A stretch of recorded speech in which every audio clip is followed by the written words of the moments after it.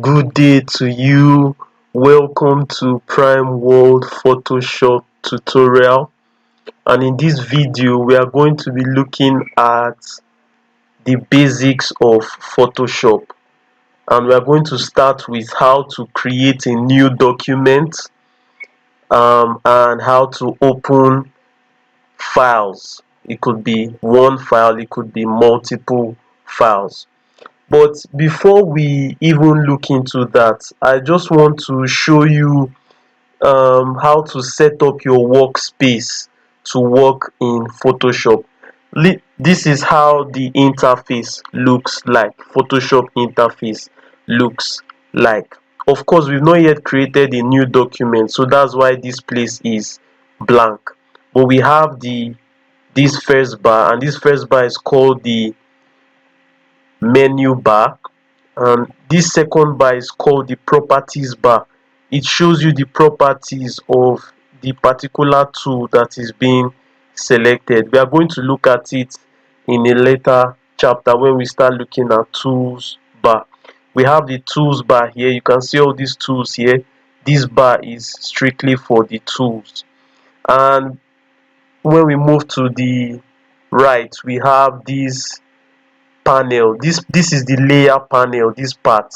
And in another chapter, we are going to be looking at or video rather, we are going to be looking at layers, all right, and how Photoshop uses layering to implement its design. That's one thing that makes Photoshop very unique.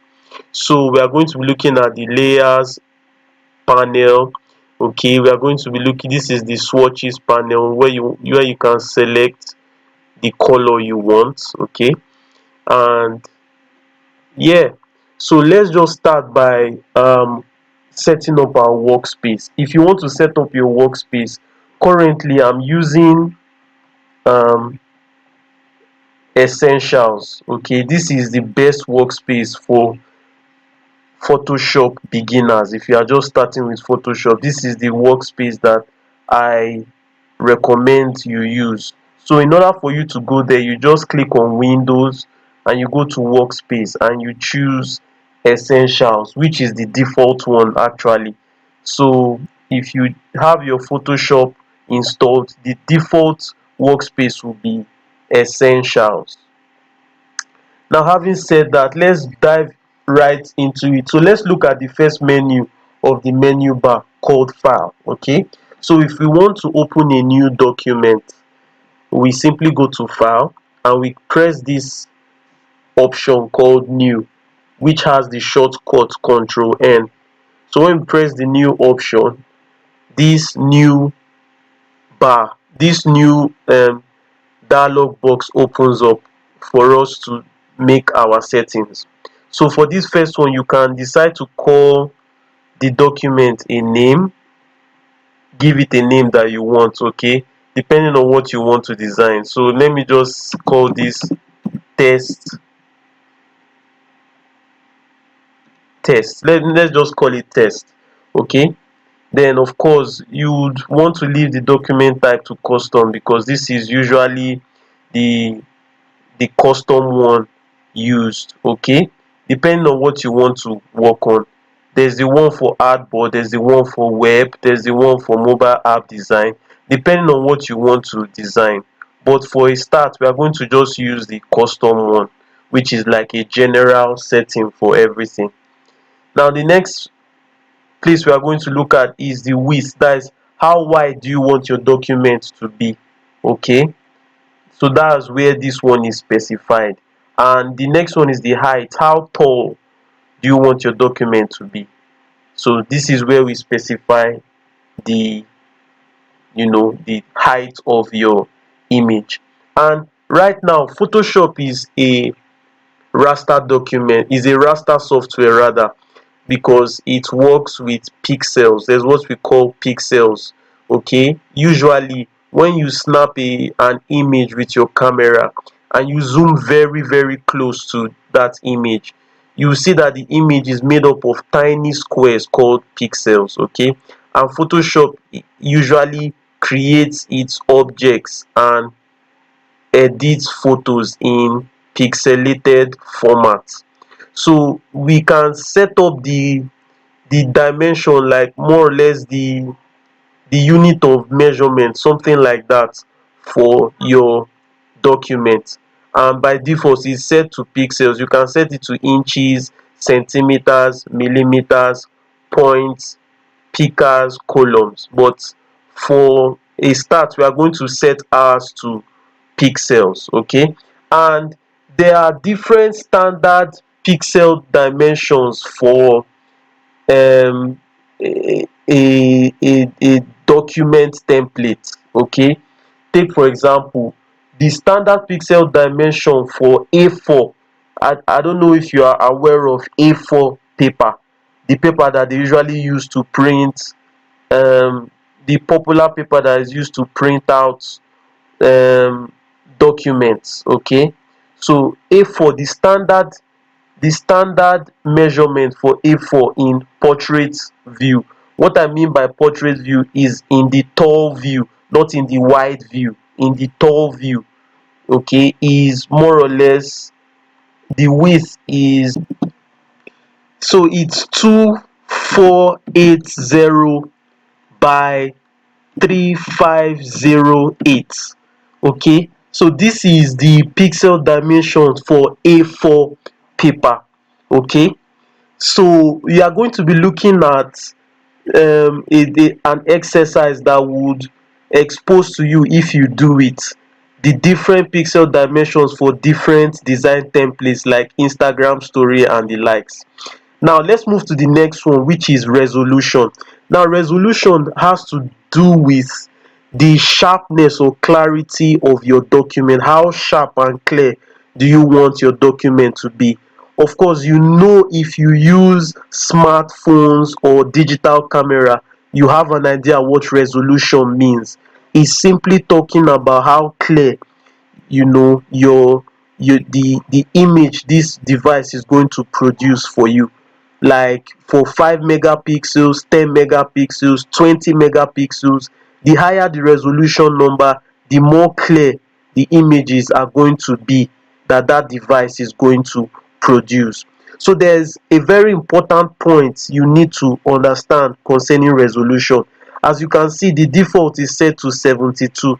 That is because if you are designing for online purpose or for digital purpose, that's, you just want your design to be on a digital platform like on your laptop or on your computer, or you want to design for the web, if you want to post it on the web or online, the standard resolution is 72.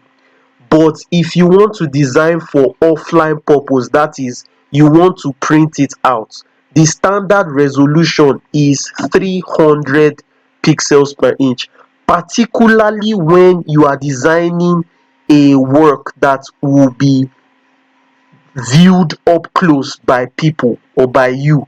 If it's going to be viewed up close, that it is, if it's going to be brought very closely to the eye of the viewer, it is advisable that you design at 300 pixels per inch, because this is the resolution that most printers use. Okay, now when I say up close, maybe if you are designing a flyer, a poster, or a book cover, or a book, yes, a book cover, something of that nature, 300 pixels is just fine for it.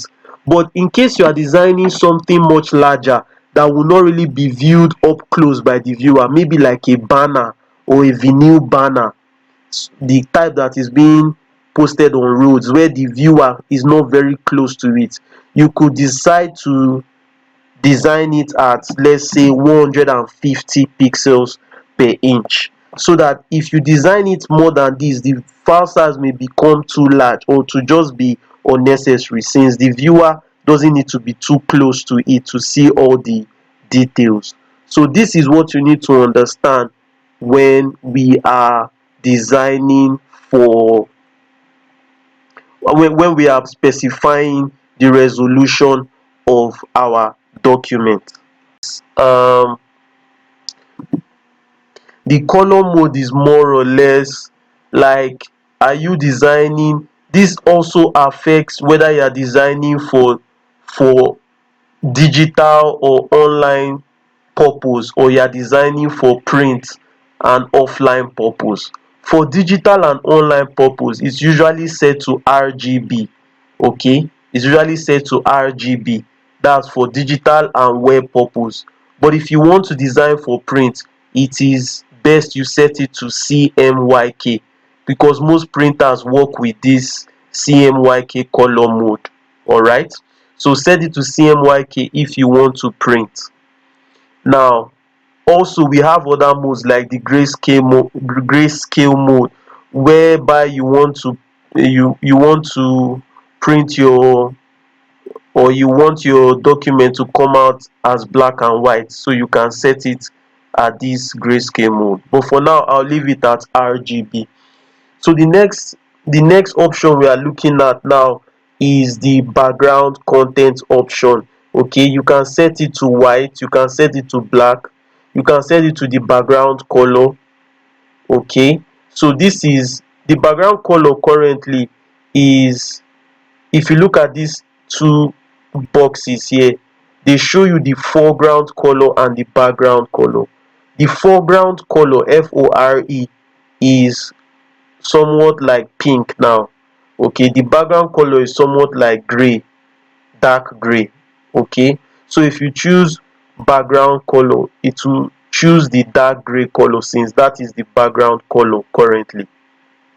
Now, if you also want your document to be transparent, so it will not have any background, you can choose transparent. So I'm just going to set it to white now. Okay, and you don't need to really touch these other options. Leave it at the color profile to this, okay, to this standard one, and you can leave it as square pixels. You don't need to touch any of these two. They are advanced options, there's no need to touch them. So when I press OK, you can see that my document has been formed.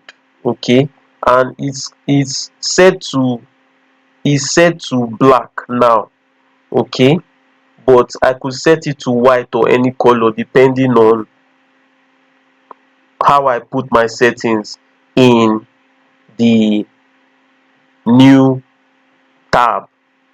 Now, this is more or less how you can open a new document. All right, now let's look at how we can open different files, okay, in Photoshop. Now, if you have an image in your computer and you want to open it with Photoshop, this is how we do it. We go to File, we go to Open. You can see the shortcut is Control O, Control O. So you now look for wherever the image is, wherever you stored it in your computer, and go there. All right, you go there and you pick the image you want. So let's say I wanted to open this image, I just click on it and click on open. That's one option. Or I just double click on it, that's left click twice rapidly, double click on it, and it opens up the document. Okay, so this is the image we have. Now, what if we want to open multiple images at once? So still going to File, Open. Now let's now pick multiple images. If you want to pick multiple images, you click on the first image you want to pick, hold down Control, left click. You can see that is selecting both of them without leaving this one aside, because I'm holding down Control, left click again, left click. So imagine if I wanted to select these four images, I just click on the first one and hold down Control and click on the remaining. So this is how to select multiple images, and I just press open, and notice what happens. They begin to open all at once. All right, so I can switch between the images I open by going to this place just under the properties bar. You will see the tabs for each of the images you opened, so you can just switch between them. Okay, you can click this arrow here to see all the documents that are open in Photoshop, and you can just select any of them to switch between them. So this is what you need to understand. Now, one very important thing I need to show you is that Photoshop has a lot of shortcuts, and over the course of this tutorial we are going to be learning a good bit of them. But if you want to learn about the shortcuts of Photoshop, you want to learn about it from the start, you just need to go to edit and go to this option that says keyboard shortcuts. When you left click on it, it brings this dialog box, and you have the file. When you click on the file, you can see all the shortcuts: new, control N, open, control O, browse in bridge, open as, the different shortcuts for the commands under the file menu. Edit also has its own shortcut, so all of them have their shortcuts.